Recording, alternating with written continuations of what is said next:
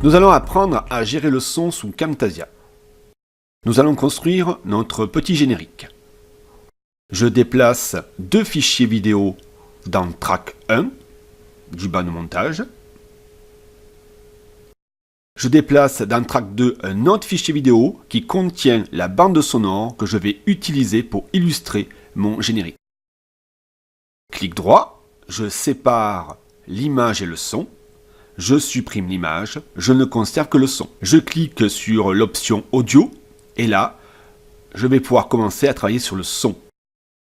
Dans mon fichier vidéo numéro 1, il y avait du son, donc j'ai pu le mettre en mode silence. Ce que je vois dans le fichier est le spectre sonore. Le son a différentes amplitudes. Lorsque je veux couper une bande sonore, il est préférable de choisir une amplitude basse. Découvrons ensuite les autres options liées au son. Je peux, par exemple, égaliser le volume sonore.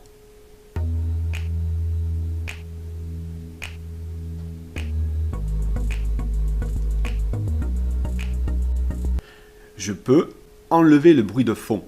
Attention, c'est une option assez compliquée à mettre en œuvre et vous devez la mettre en œuvre uniquement si vous avez tourné en conditions réelles. Les options sont assez compliquées à gérer. Vous pouvez mixer le son en mono, mais ça ne vous apportera aucun intérêt. Ce qui est plus intéressant, c'est que vous pouvez, grâce à ces deux commandes, hausser le son pour toute la bande sonore ou le diminuer. Encore plus intéressant, vous pouvez faire une entrée et une sortie. Ça veut dire que le volume sonore va monter progressivement à l'entrée et va diminuer progressivement à la sortie. C'est exactement ce que l'on veut pour notre générique.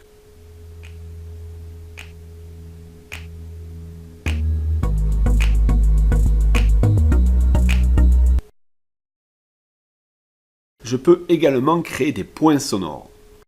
Ces points, sur le spectre, vont me permettre tout simplement de sculpter le son, de diminuer à un moment très précis, qui peut être de l'ordre du dixième de seconde, de l'augmenter. Je peux jouer, en quelque sorte, une parfaite harmonie entre le son et l'image.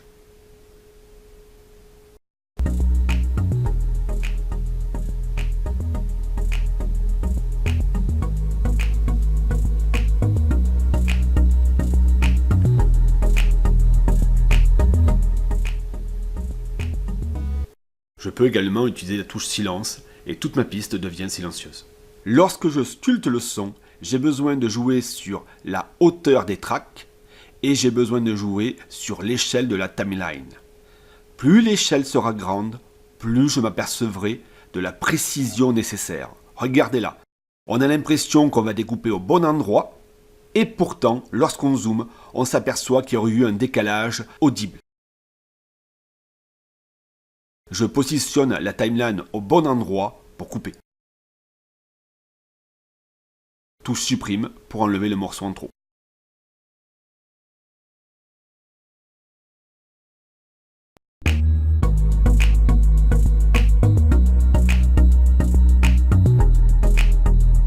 La correspondance est parfaite entre l'image et le son.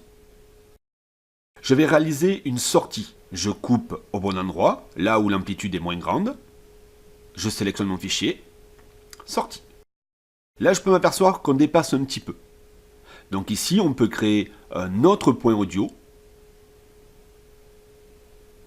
pour éteindre carrément ou mettre en position silence. Je peux également commencer ma scène avec une très forte amplitude sonore. Mon fichier correspond parfaitement. Je peux regrouper mes deux fichiers, les unir.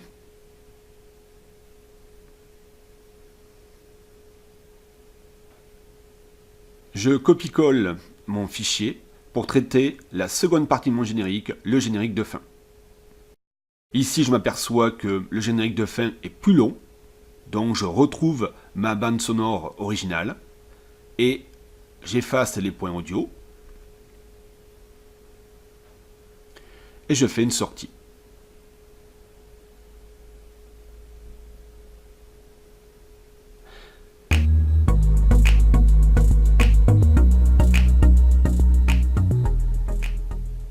Je peux rajouter également un son ou des sons supplémentaires que je peux travailler et sculpter indépendamment. Je peux donc superposer les sons. Je peux également les copier, coller. À vous de jouer!